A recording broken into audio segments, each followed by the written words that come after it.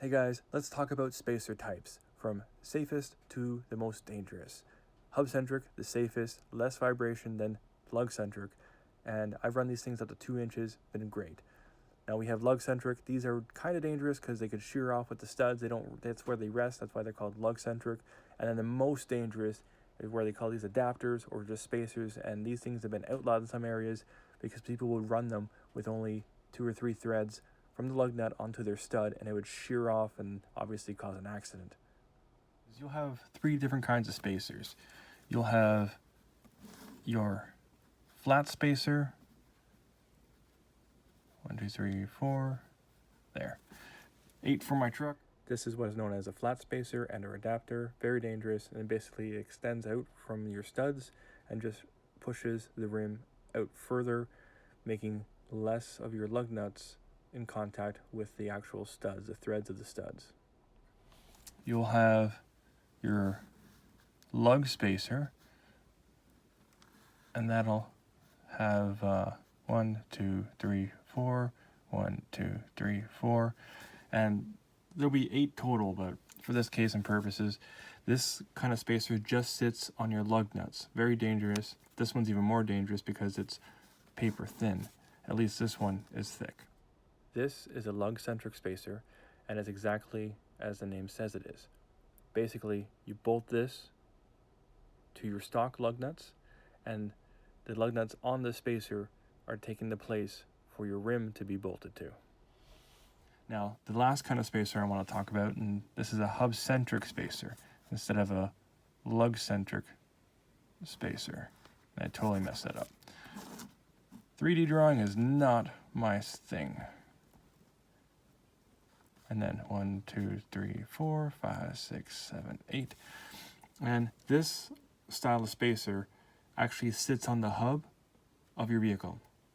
So instead of being on top of the lug nuts and being stuck out like this, and there'll be 8 of them, instead of sitting down on the lug nuts, which can shear off, it sits on a hub. So the side of this will look like this. And you'll have your lug nuts on the sides of it, so to speak. It looks really bad. Bad drawing, bad Michael. But I'm going to show you what I'm actually talking about. These, very dangerous. You don't want that.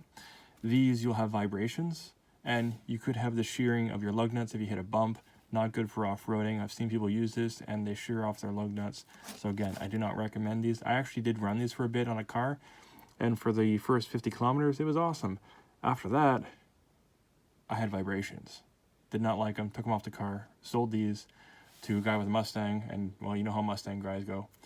These I've also used, and I absolutely had no problems with the hub-centric spacers. And here we have what is known as a hub-centric spacer, the most ideal and safest option available. I ran these up to 2 inches. I never ran these on my 8 lug, but these are on a 4 lug pattern. It was on a Crown Victoria, Grand Marquis, you know, that kind of deal. Worked really, really well for me. And again, I had a 2-inch spacer, so this thing was 2 inches sticking out. So that's why when I was saying about the vibrations, like if you're running only a 1/2 inch or a 1 inch, you might not have as many vibrations, but 2 inches, I'm extending that out. So that's more wear and tear on the suspension of the car. So they'll just draw a tire, put that in here, and that's where your hub normally sits. When you add this in here, your hub is now going to sit that further out. So, and the tire is obviously going to be further out too. But you're going to have more suspension travel going up and down when you hit the bumps. And then the other part of this is everything that's on all these components is going to wear slightly more because it's going further out. So just think about when you're extending your arm out, when you're holding like something like a weight, when you bring it into yourself, you can hold that 5-pound weight for, let's say, 20 minutes. But when you stretch your arm out, you can only hold that thing for maybe 5 minutes because you tire easily. So the same kind of principle will work for your vehicle. When you have these kind of spacers, you're going to have more wear and tear on certain components because they're just further extended out. And that's why I don't recommend running lug-centric. I recommend running hub-centric. And if you're running just a simple spacer, just say your prayer and hope for the best, because these things in some areas are illegal. I know here in Canada They are definitely illegal. Hub-centric spacers are the most expensive, but also the safest option. 260 plus bucks for two, 500 bucks for a set of four, as opposed to 110 bucks for a set of four. Lug-centric, but you get more vibrations and it's not as safe. Then we have the adapters or just the spacers, and these things are deadly. Never run these, even though they are your cheapest option. If you were to run them, make sure it's just in the yard, and maybe you're just pushing the car around or whatever if you have to, just because of the set of rims you have on. But these should never be run on the road anywhere ever. So why do people run spacers? Well, let's go with your typical car. Let's go with a Jeep, okay? Let's do the Jeep thing. You got the window. That's really bad. That's a wiper, apparently. That's another wiper. And typically a Jeep has very narrow tires. So the idea to this is with the spacers, you can put bigger tires. So the same Jeep with spacers, because say the hubs are right here, we can extend the hubs out, and then that way the hubs will now be here. And when we extend the hubs out, all of a sudden we can run bigger tires. So these tires, where they sit with the back spacing, that's a whole nother thing, are now out here. Bigger tires with hub-centric spacers allows you to run everything without contacting into the suspension. And that's one of the bigger reasons why people run things of that nature. Same with cars too. Let's say you have a car, and let's go up to here with this pattern. Let's go here. This will be where your axle is. And then, so when you have a vehicle, let's say it's a 4x4. Heck yeah.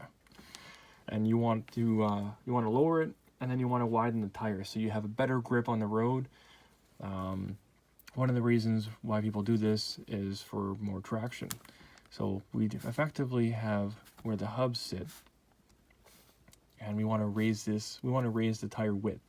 So we add spacers to push the tires out, and that allows you to both push the tires out, but also you can keep where the inner sidewall of the tire stays. So you can run bigger tires. And bigger tires allows you to take corners faster because you have more of rubber hitting the road. And that's another reason why people like these things. So your tires won't contact the suspension. Now, some people like to run skinnies on the front for drag racing and wide tires in the back. So basically the same option as this, except you have your skinny tires on the front, and then you have giant wide tires in the back. And then this also stops you from having to tub your vehicle. Now, if you have extra wide tires, you're going to have to tub your vehicle, and you'll get that. And then that's where you're into cutting the inner wheel wells and stuff like that. But that's when you have like a real dragster, and you want to kind of hide it for the street. That's a whole nother thing. And I hope to get into that one day. So if you watched it this far, thank you, and I will catch you in the next one. But wait, there's more. I forgot about this. Sometimes you'll have a rim, that's rim and tire, and it'll have a 5-bolt pattern, and your hub will be a 4-bolt. So a spacer will take your 4-bolt and turn it into 1, 2, 3. That's a bad example, but you guys get the idea. You could if you had the appropriate adapter, you could take your 5-bolt wheel and bolt it up with the adapter to the hub of a 4-bolt hub. Sometimes you want to take a Chevy rim, put it on a Dodge. I know this was really big back in the day, where you'd have a 5-bolt hub. You'd need a spacer, but the bolt spacing was different. So let's make that bolt spacing way different. And that would be the other hub with the other tire. And then you'd need a different spacer, which would extend it out, which nobody had to really complain about. And there would be 10 so you'd have 10 holes, and then you would have 5 lug nuts filling up those 5 of those 10 holes. And that would be your spacer and adapter to bolt up Dodge rim to a Chevy. So a Dodge to a Chevy. And this was really popular back in the day, and that's how this kind of stuff came about. Things with Ford too, and all sorts of stuff to have a Ford rim on a Chevy and stuff like that. Nowadays, there's tons of rims out on the market that people love, and tons of aftermarket parts. So this is another reason why we have adapters and spacers and all crazy things of that sort.